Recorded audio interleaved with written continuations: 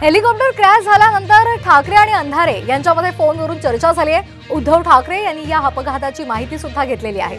तर आपण हे दृश्य पाहतोय। अपघातानंतर उद्धव ठाकरे आणि अंधारे यांच्यामध्ये फोनवरून संवाद झालेला आहे। उद्धव ठाकरे यांनी अपघाताची माहिती घेतली। क्रॅश झाले हे लक्षात आल्यानंतर आम्ही जवळ जायचा प्रयत्न करत होतो, पण त्यातही मला जरा चिंता होती।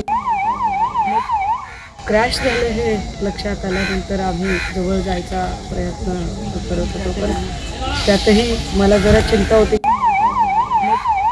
क्रॅश झाले हे लक्षात आल्यानंतर आम्ही जवळ जायचा प्रयत्न करत होतो, पण त्यातही मला जरा चिंता होती। क्रॅश झाले हे लक्षात आल्यानंतर आम्ही जवळ जायचा प्रयत्न करत होतो, पण त्यातही मला जरा चिंता होती। क्रॅश झाले हे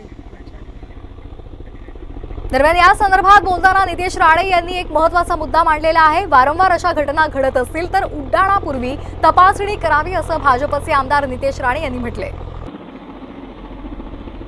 कोणाच्याही आयुष्यापर्यंत असा कोणालाही अशा पद्धतीचा त्रास होऊ नये अशी इच्छा मी व्यक्त करतो। म्हणून अशा पद्धतीचा प्रवास करण्याच्या अगोदर काळजी घ्यावी।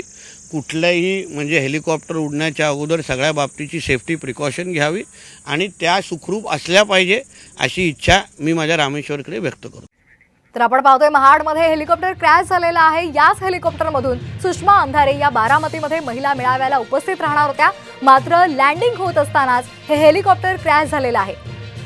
योग्य प्रकारची काळजी न घेतल्यामुळे प्रशासनाने हे हेलिकॉप्टर क्रॅश झाल्याची माहिती आपल्यापर्यंत पोहोचते।